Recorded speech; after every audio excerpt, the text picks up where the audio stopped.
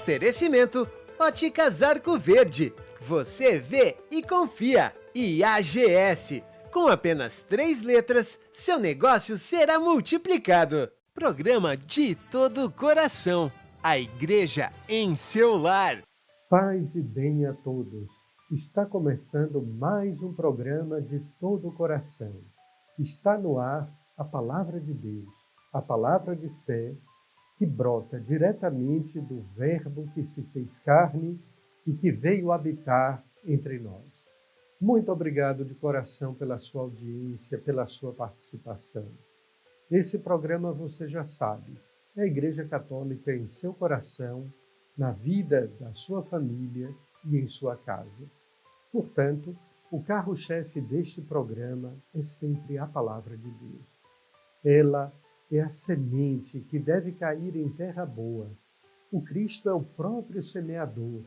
É aquele que não apenas semeia, que não somente lança, mas ele é também a semente.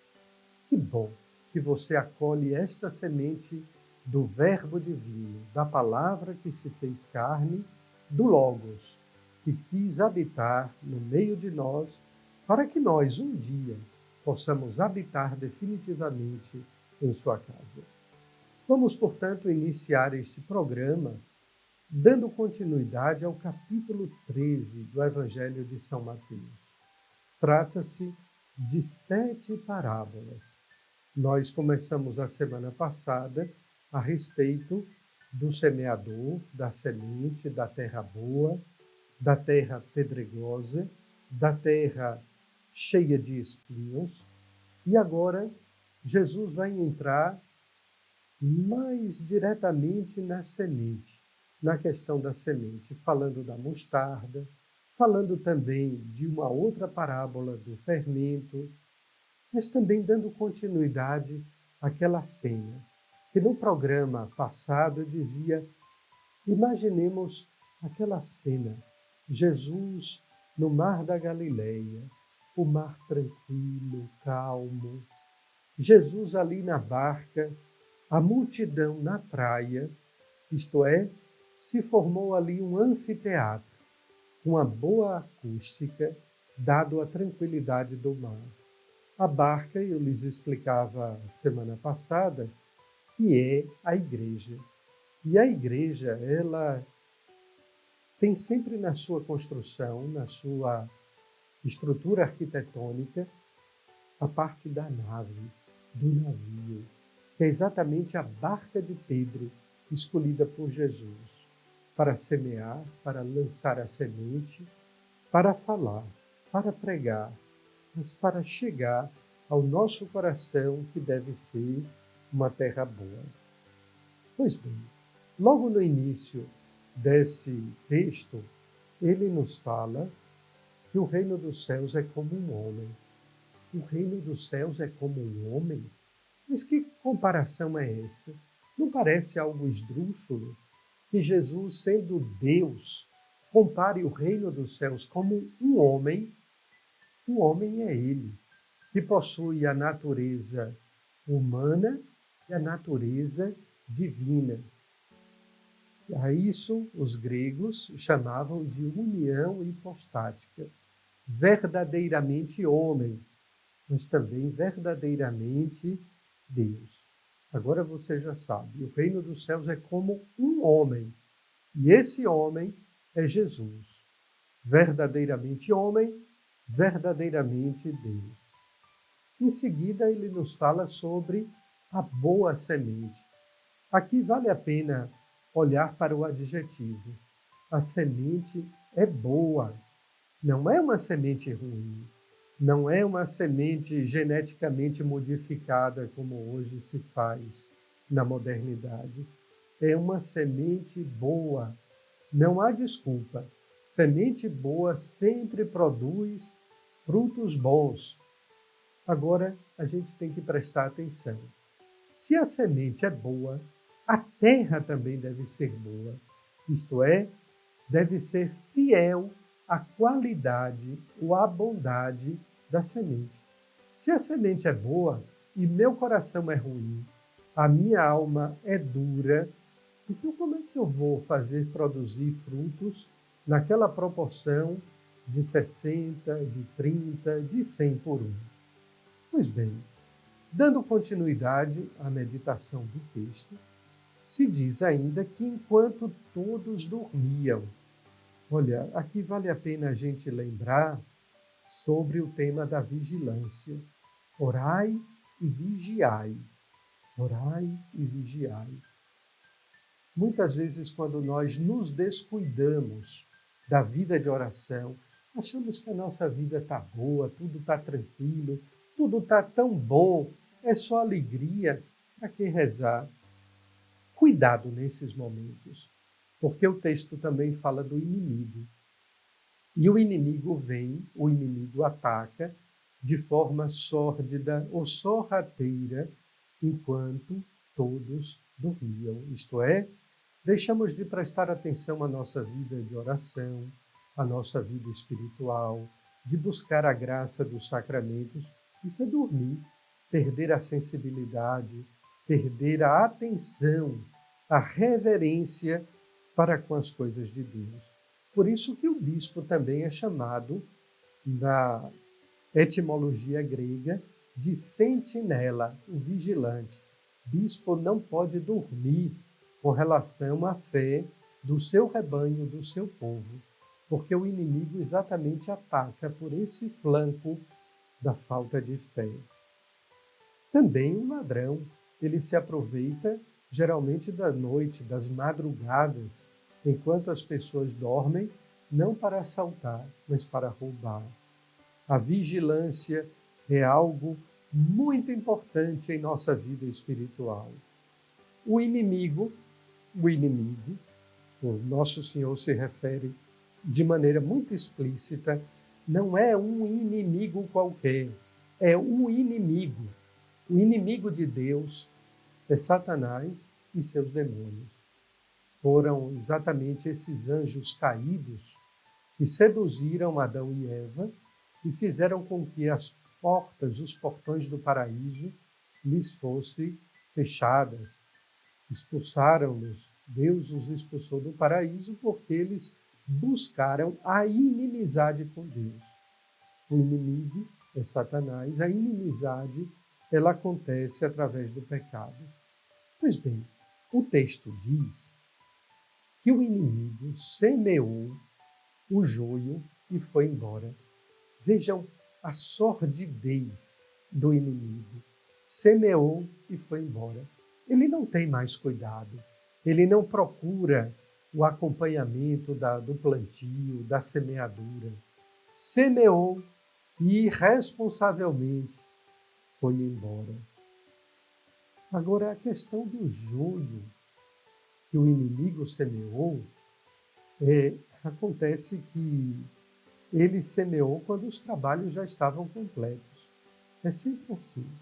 Alguém faz o bem, alguém começa a difundir uma coisa boa, realiza uma obra boa, aí vem o inimigo para atrapalhar, para prejudicar. Já perceberam isso? O inimigo não semeia o mal aonde não está o bem. Ou seja, o bem sempre tem a primazia. Isto é, o bem começa primeiro. E depois disso é que o mal vem para atrapalhar, para prejudicar. O inimigo semeou e foi embora. Semeou exatamente quando os trabalhos do bem já tinham sido começados. Semeou o joio. Aqui é uma característica muito interessante a respeito do joio. A semeadura foi feita de trigo. Mas o joio é muito parecido com o trigo. Eu diria até muitíssimo parecido com o trigo. Quase que é imperceptível a diferença entre um e outro. Acontece, porém, que o trigo, enquanto o trigo floresce, o joio ele tem a capacidade de entrelaçar as suas raízes, a do trigo, de forma clandestina, a tal ponto que ele é considerado uma erva daninha, porque ele atrapalha, ele prejudica a raiz do trigo por debaixo da terra. Vai se entrelaçando ali e danificando. Erva daninha significa isso. A erva que cria dano, é danosa, prejudica e não apenas atrapalha. Quantas pessoas causam danos à nossa vida? Pessoas que são danosas porque acolheram em seu coração as raízes do joio que se entrelaça na raiz do trigo e não nos deixa crescer no amor, na fé, na graça de Deus. Pois bem, semear com entusiasmo, mas não com aquele fervor de noviço. Como eu sou de origem da vida religiosa, sou frade capuchinho também, eu lembro que no meu noviciado nós chamávamos o santo noviciado. Quantos momentos de fervor. Assim também acontece conosco numa festa de padroeiro, depois de uma santa missão, depois de ouvir aquele cantor de música religiosa que nós gostamos, o nosso coração fica tão alegre, tão cheio de fervor. Porém, basta que no dia seguinte, dias ou meses depois, aconteça um problema e acabe-se o fervor. Por isso, o fermento colocado aí no finalzinho da parábola, que é nada mais, nada menos a capacidade do menor se sobressair ou crescer sobre o maior. E também a capacidade de crescimento da igreja. Muitas vezes a igreja parece morta quando acontece um escândalo, quando acontece algo a nível de perseguição. E se o fundador da igreja é Cristo, se ele foi perseguido e crucificado, a igreja não pode ser diferente. E muitas vezes a gente pensa que a igreja se acabou, morreu em tal país, naquela região, a igreja começa a crescer. Outras vezes a gente também, como sacerdote, como bispo, batiza uma criança, crisma um adolescente, alguém tão simples, e de repente, no futuro, podemos esperar que seja um grande santo, um grande restaurador da igreja. Pois bem, queridos irmãos, espero que essas meditações em torno do capítulo 13 de Mateus, das 7 parábolas, tenha contribuído também para o seu crescimento espiritual. Deste modo, vamos agora ao nosso intervalo. É sempre uma coisa bem rápida. Fique aí, nem saia do seu lugar, porque é tão rápido que nós voltamos já com o nosso programa De Todo o Coração. De todo o coração, de todo o coração. Voltando do nosso intervalo com o programa De Todo o Coração. A palavra sincera, o destino certo da direção espiritual com o Padre Aloísio. É ele agora nos mostrar o caminho de Cristo. Como é bom estar com você, como é bom viver esse programa de todo o coração, com o Dom Rui, com o Padre Adriano. Mas é bom quando a gente cuida do próprio coração, da própria alma. Aliás, São Gregório Magno vai dizer que cuidar da própria alma é a arte de todas as artes. Faz bem quando a gente cuida do próprio coração. E talvez você esteja perguntando, o padre já começou falando do coração, por quê? E já começo também a lhe responder. Na vida espiritual, como já disse em alguns outros programas, o coração é o centro de todas as decisões. Mas o coração é também o espaço disputado. Veja bem, disputado. Não por Deus e pelo demônio, mas disputado pelo mundo e a sua vontade desordenada. Quantas vezes o mundo tenta impor ao teu coração, ao meu coração, o que devemos sentir, como devemos sentir e ainda o que precisamos decidir. Vemos isso nas propagandas, nos filmes, vemos isso nas influências digitais, vemos isso também nas nossas músicas, que tentam nos dizer como sentir, o que sentir e como decidir. O coração, que é o centro das decisões, é bombardeado para tomar decisões, às vezes, contrárias à vontade de Deus, contrárias à fé, tomar decisões contrárias até à própria natureza. Mas é por esse motivo que Jesus vem nos falar, Ele que é o bom semeador, vem nos falar de sementes que Ele sai lançando, Ele próprio. E hoje, na igreja, quantos e muitos padres, bispos, papas, missionários, que lançam a semente da palavra de Deus nos corações. É bem verdade que o coração passa por algumas fases. E no evangelho desse domingo, Jesus vai nos mostrar que o semeador saiu a semear e algumas sementes ele deixa cair, ele lança num terreno. E esse terreno é muito pedregoso. Mas anterior, ele vai nos dizer que lança à beira do caminho. Depois, lança em um terreno que está cheio de espinhos, que não foi limpado. E depois, num terreno que foi preparado. Os discípulos, como nós, às vezes ficamos sem compreender nas parábolas de Jesus o que ele deseja nos dizer. Mas ele próprio começa a explicar esse caminho do semeador.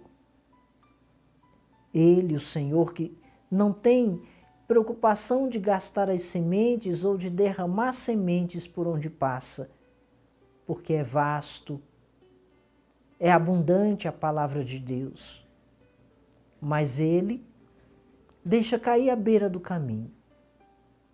Quantas vezes nós decidimos fazer o nosso caminho com Deus, mas caminhamos sem uma organização da alma, organização de vida.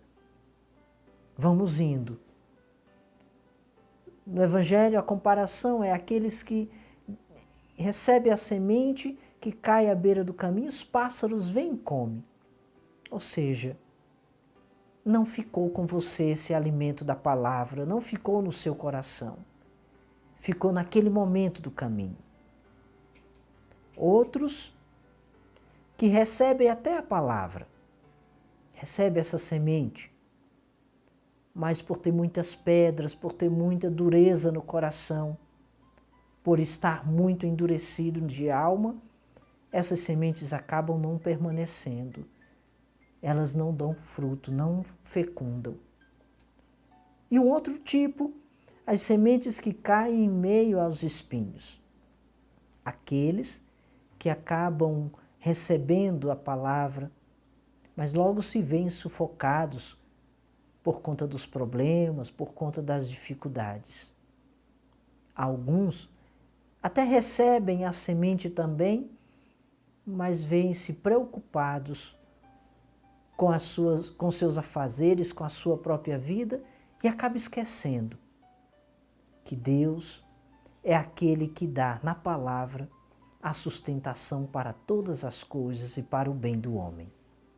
Meu irmão, minha irmã, vale observar que tipo de coração nós temos e assim podermos preparar esse coração para que ele receba a palavra e frutifique 100%. Que Deus abençoe a sua vida.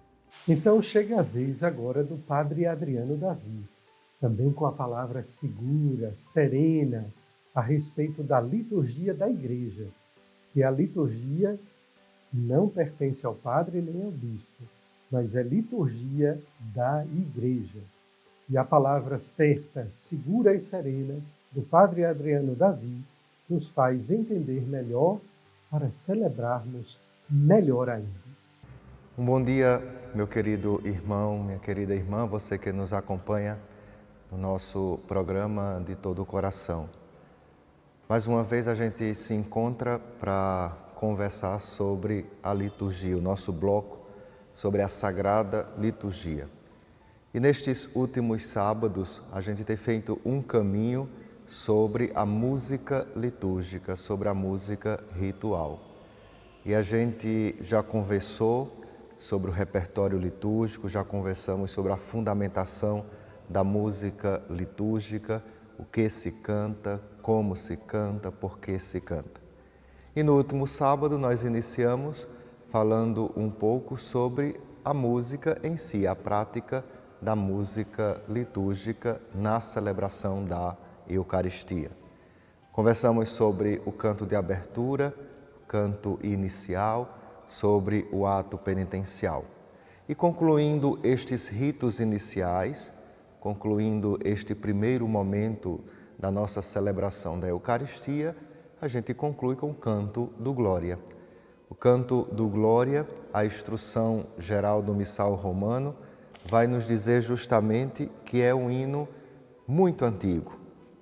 A gente sabe que o Papa Telésforo, lá no século II, no ano de 136, introduz este canto para a noite de Natal, justamente porque fala ali dos anjos que aclamam a Deus, glória a Deus nas alturas e paz na terra aos homens por Ele amados.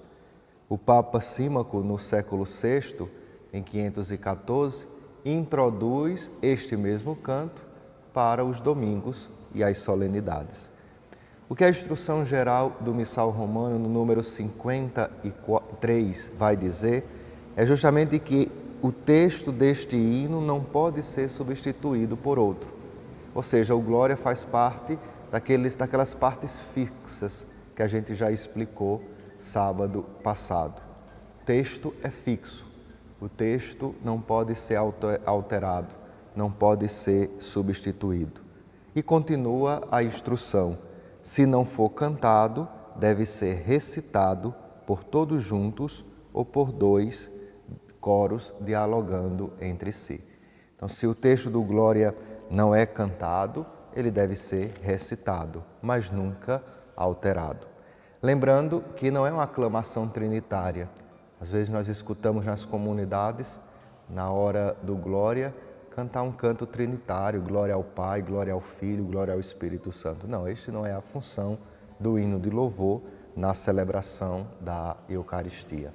Não se canta glória no Advento, não se canta glória na Quaresma, justamente porque esses dois tempos não requer esse clima tão festivo. Um é mais sóbrio, outro é penitencial, então a gente não canta o glória nestes dois tempos litúrgicos. Se canta o Glória fora Quaresma e Advento, aos domingos, às festas e às solenidades.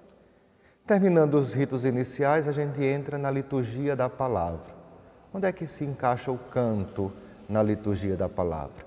No salmo responsorial, na aclamação ao Evangelho, na profissão de fé e nas respostas da oração da Assembleia.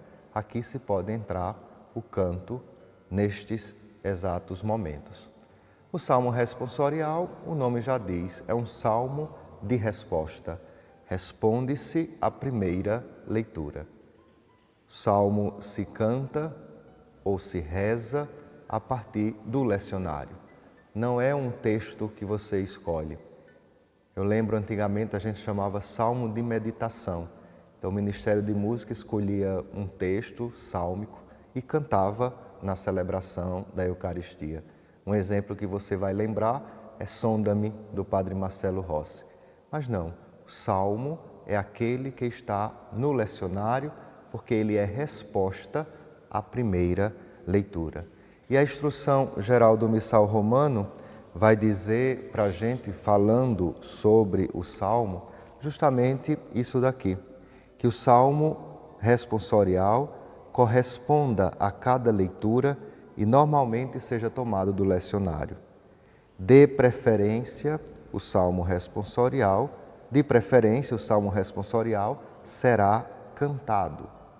Quando não se pode cantar, se canta ao menos a resposta da Assembleia, o refrão, como a gente canta, e se nem isso se consegue cantar, aí é quando você reza o salmo responsorial na Eucaristia. A aclamação ao Evangelho é outro canto, é outro momento. A comunidade se coloca em pé e aclama o Cristo que fala. A aclamação ao Evangelho, basicamente, é formada de um aleluia e da antífona do Evangelho proposta pelo lecionário. Não é qualquer canto que fale de palavra, não é qualquer canto que fale de Bíblia, não é qualquer canto, não. A aclamação é isso, é um aleluia e uma antífona que o próprio lecionário nos propõe, coloca para a gente.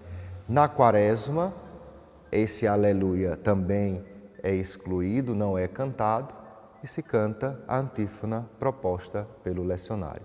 Então veja, o Ministério de Música tem que também ter familiaridade com o lecionário, conhecer, saber, perceber qual é a antífona, o que é que ele propõe, o que é que ele coloca como canto para aquele momento, para aquela aclamação. A profissão de fé, nas solenidades, nas grandes festas, pode ser cantada. Depois, a resposta da Assembleia na oração dos fiéis pode e deve também ser cantada. Terminando a liturgia da palavra, nós iremos adentrar na liturgia eucarística. Quais são os cantos da liturgia eucarística? Canto de preparação das ofertas, o santo, que faz parte da oração eucarística, a aclamação memorial pode e deve ser cantada, o amém final da doxologia na oração eucarística. Estes cantos são importantes porque vão favorecer, vão cantar a própria liturgia, como é o caso do santo, que é parte fixa da missa, como é o caso da aclamação memorial e do amém final, favorecendo essa participação dos fiéis na ação sagrada. O canto de preparação das ofertas, ele é um canto funcional. Em outras palavras, ele acompanha um rito, ele acompanha um momento. Canto da preparação das ofertas não tem na instrução geral do missal romano, do missal de Paulo VI, detalhes de como ele deve ser, o que nós sabemos olhando o gradual romano, olhando a antífona de ofertório do missal antigo, é que necessariamente ele não precisa falar de pão, de vinho, de oblação, de oferta. O canto da preparação das ofertas pode ser um louvor a Deus, um salmo que louve a Deus, ou mesmo algum canto que fale do tempo litúrgico, que respire aquele tempo litúrgico que se está celebrando. O que a instrução nos orienta é que ele deve ser funcional. Ele acompanha a preparação do altar com o pão, o vinho, a água, enquanto o padre oferta ao Pai o pão e o vinho. Pode também ser rezado, pode também ser apenas um instrumento musical acompanhando aquele momento. Então não se tem uma regra própria para o canto de preparação das ofertas. Obrigado você que nos acompanha. Deus abençoe. No próximo sábado a gente conclui a celebração da Eucaristia, os cantos que ainda faltam. Participe da ação litúrgica, participe da Santa Missa na sua paróquia, na sua comunidade, com outra consciência, sabendo que ali nós celebramos o mistério de Jesus, de sua morte e ressurreição, e ali o canto, ele é fundamental para dar vida, dar força à celebração eucarística. Bom sábado, um bom domingo, Deus te abençoe. Concluindo mais um programa de todo o coração, geralmente não por hábito, mas pela força do coração, Eu quero sempre agradecer a Deus e também a você que ligou, que sintonizou, que conectou o seu aparelho neste programa. Muito obrigado. Que Deus recompense a você. E queria lembrar apenas que nós devemos ter o cuidado, o desejo, o compromisso de transformar a nossa vida, nosso coração e nossa alma numa terra boa, humilde e fecunda. Lembrando que fecundidade vem também de humus, o humus que fecunda a terra. E é da palavra humus que surge a palavra humildade.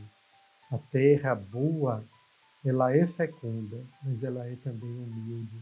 À noite, sem que ninguém veja, no escondimento da terra, a terra boa, a semente boa brota. Então cuide para que sua vida e seu coração sejam um terreno fértil, uma terra boa, humilde e fecunda. E ao mesmo tempo também suplico para você, para a sua família, no seu trabalho, em suas atividades, a bênção de Deus. Que Ele nos proteja, que Ele nos cuide e que nos dê sempre a sua graça. Em nome do Pai, do Filho e do Espírito Santo. Amém. Até breve, até o próximo programa. De todo o coração, fique com Deus. De todo o coração. Oferecimento Óticas Arco Verde. Você vê e confia. E AGS. Com apenas 3 letras, seu negócio será multiplicado. Programa De Todo o Coração. A igreja em seu lar.